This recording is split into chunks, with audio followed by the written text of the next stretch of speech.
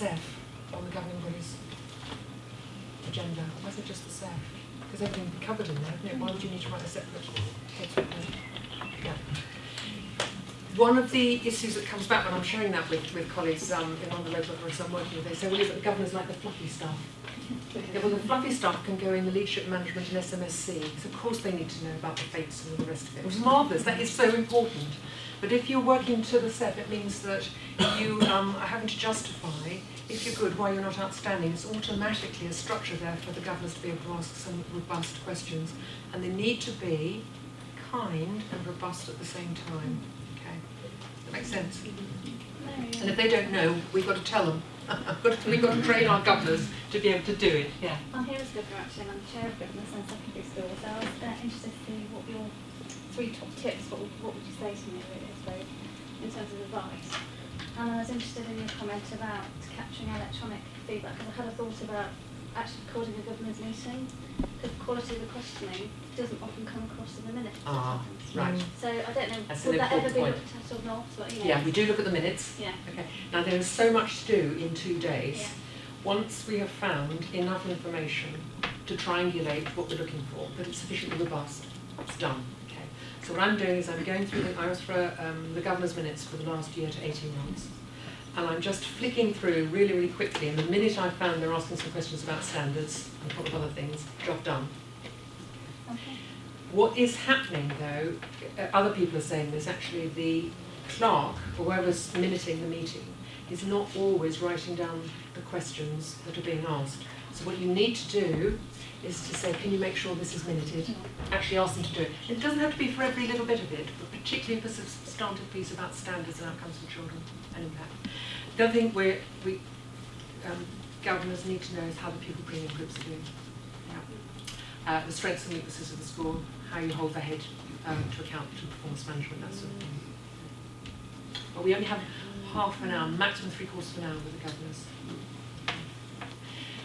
I've got some questions which Leicestershire local authority put up for the governors might be asked, which is quite useful. So tweet me if you find that helpful. Okay, and then obviously anything I'm saying. Someone said about feedback and feedback dialogue.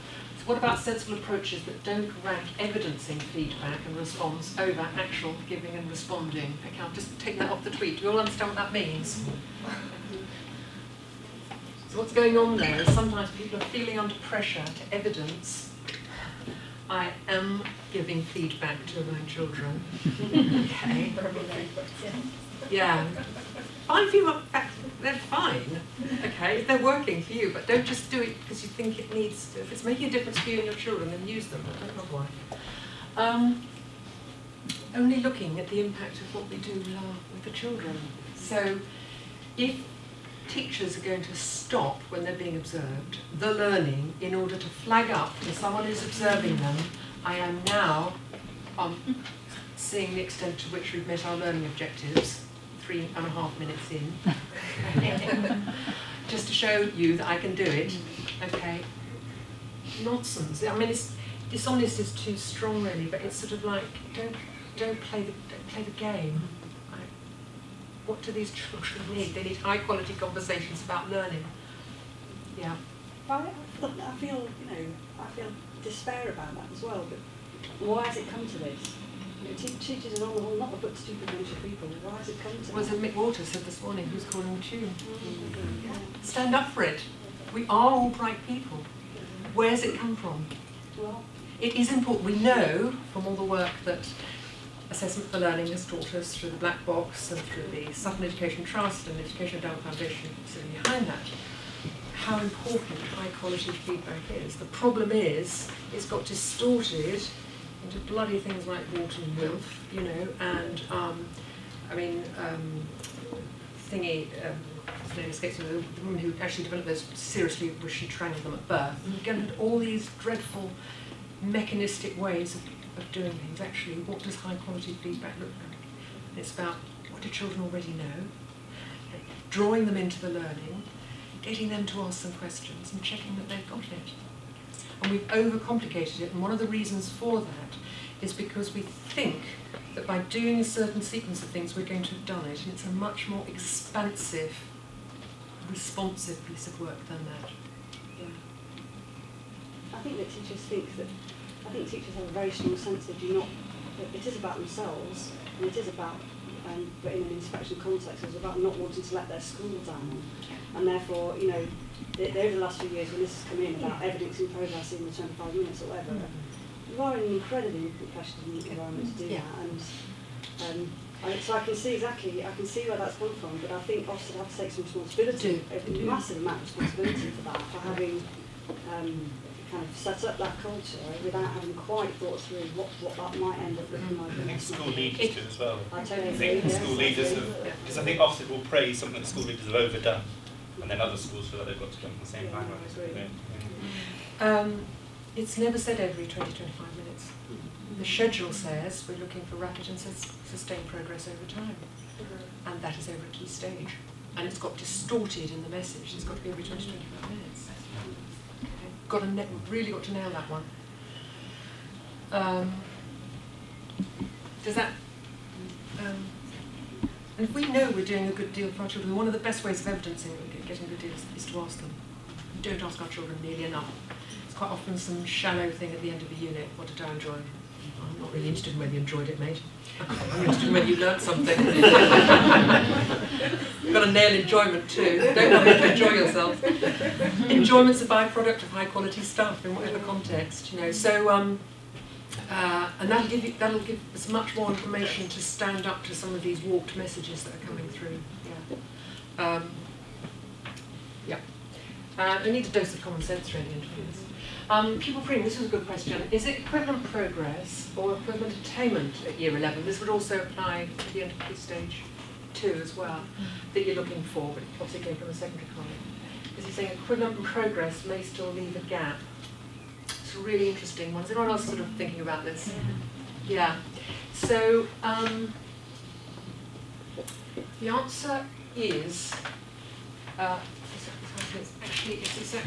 it's actually both. One of the things that's happening and schools worry about is that if overall standards are going up, so attainment is going up, everybody, should they be depressing the non-pupil premium groups to narrow the gap? Answer no. Stupid. I mean, you can see why I won't be tempted to do that. You won't be penalised for that if standards are going up. But the question is, we will be asking questions actually, the progress measures should be moving forwards. The progress measures are really, really important. Because if we can do it for some of our children, why can't we do it for all children is the question. Yeah. So the equivalent progress may leave a gap. You won't be penalised for that if the overall trajectory is up. But you will be asked some questions about what you're doing to narrow it. I don't want to be too prescriptive about it. I think it would be quite hard to justify outstanding if progress wasn't at least narrowing. It'd be quite hard to justify outstanding. Even if your pupil premium students were overrepresented in lower attaining bands, so you're students coming in on level 5 make more progress nationally than those coming in at level 3.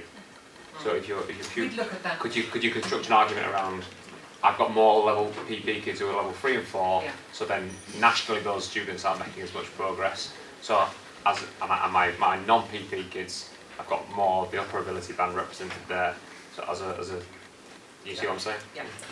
So we'd be looking at in the race, we'd be comparing the progress for the pupil premium cohort in your school compared with the pupil premium children nationally. For each sub-level. Yeah. And also for the non-pupil premium groups. Okay. So there's always some discussions around that. So if it's creeping up, okay, we might be able to. There's a bigger question there is why the hell are there higher proportions of pupil premium children in the lower bands? Okay, it's not necessarily your problem. What is happening in our schools? Don't tell me that the brighter children are in the city in the place settings. Something's gone seriously wrong. We can't sort all societal problems, but we must do everything we can. Those children coming in at level 3 are not going to have potential to be at time. Some of it is around language. A lot of it's around language. It's a huge piece of work. Stephen? I have a question around pupil premium, because I'm responsible for attendance in our school. So, for example, we look at non-pupil premium, pupil premium, and there's gaps across behaviour, attendance and so on, and sometimes you can't show the progress, but there's lots of strategies going on that enable them to make good progress. Do you see what I mean? So it's, if you go back to questions on data and so on, it is knowing where those issues are, if you know what I mean. So is it just down to progress, or can you say, for example, if a student has an attendance issue, we're trying to get... So it is that model, and it is a question particularly in pupil premium. I'm asking you about 3 questions really.